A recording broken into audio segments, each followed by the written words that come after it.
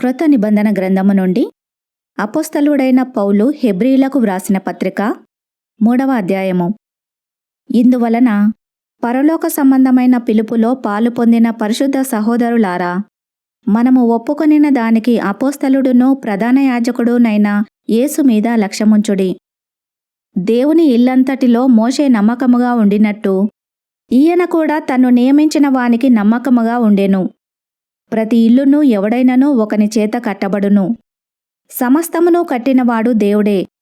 ఇంటికంటే దానిని కట్టినవాడెక్కువ ఘనత పొందినట్టు ఈయన మోషే కంటే ఎక్కువ మహిమకు అర్హుడుగా ఎంచబడెను. ముందు చెప్పబోవు సంగతులకు సాక్షార్థముగా మోషే పరిచారకుడై ఉండి దేవుని ఇల్లంతటిలో నమ్మకముగా ఉండెను. అయితే క్రీస్తు కుమారుడై ఉండి ఆయన ఇంటి మీద నమ్మకముగా ఉన్నాడు. ధైర్యమును నిరీక్షణ వలని ఉత్సాహమును తుదమట్టుకు స్థిరముగా చేపట్టిన ఎడల మనమే ఆయన ఇల్లు. మరియు పరిశుద్ధాత్మ ఇట్లు చెప్పుచున్నాడు, నేడు మీరాయన శబ్దమును వినిన ఎడల అరణ్యములో శోధన దినమందు కోపము పుట్టించినప్పటి వలె మీ హృదయములను కఠినపరచుకొనకుడి. 40 సంవత్సరములు నా కార్యములను చూచి మీ పితరులు నన్ను పరీక్షించి శోధించిరి. కావున నేను ఆ తరము వారి వలన విసిగి వీరెల్లప్పుడూ తమ హృదయాలోచనలలో తప్పిపోవుచున్నారు. నా మార్గములను తెలుసుకొనలేదు. గనుక నేను కోపముతో ప్రమాణము చేసినట్టు వారు నా విశ్రాంతిలో ప్రవేశింపరని చెప్పితిని. సహోదరులారా, జీవముగల దేవుని విడిచిపోవునట్టి విశ్వాసము లేని దుష్ట హృదయము మీలో ఎవని యందైనను ఒకవేళ ఉండునేమో అని జాగ్రత్తగా చూచుకొనుడి.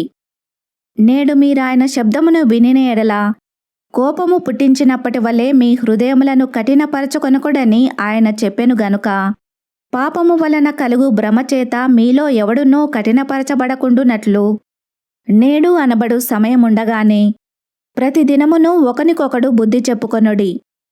ఏలయనగా మొదటి నుండి మనకున్న దృఢ విశ్వాసము అంతము మట్టుకు గట్టిగా చేపట్టిన ఎడలనే క్రీస్తులో పాలివారమై ఉందుము.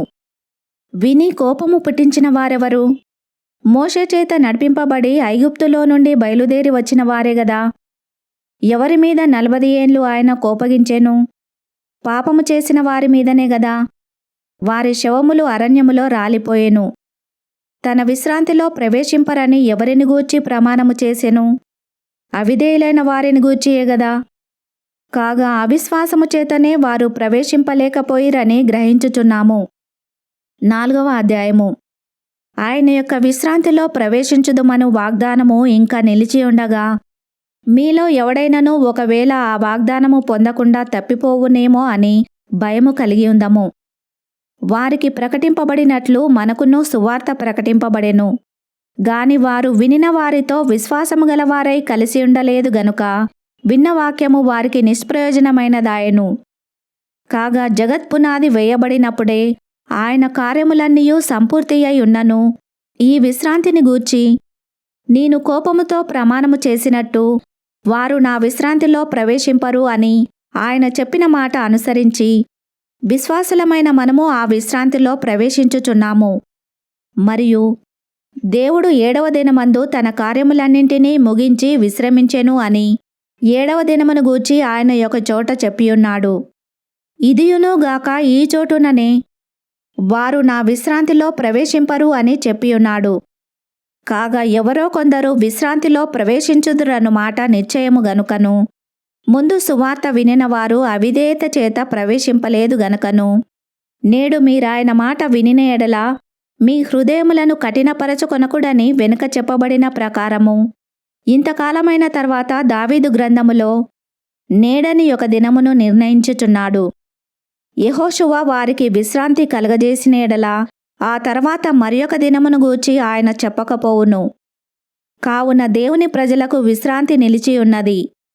ఎందుకనగా దేవుడు తన కార్యములను ముగించి విశ్రమించిన ప్రకారము ఆయన యొక్క విశ్రాంతిలో ప్రవేశించిన వాడు కూడా తన కార్యములను ముగించి విశ్రమించును.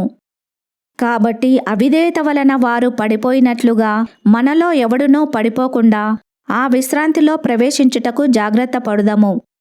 ఎందుకనగా దేవుని వాక్యము సజీవమై బలము గలదై రెండంచులు గల ఎటువంటి ఖడ్గము కంటేనూ వాడిగా ఉండి ప్రాణాత్మలను కీళ్లను మూలుగను విభజించునంత మట్టుకు దూరుచు హృదయం యొక్క తలంపులను ఆలోచనలను శోధించుచున్నది.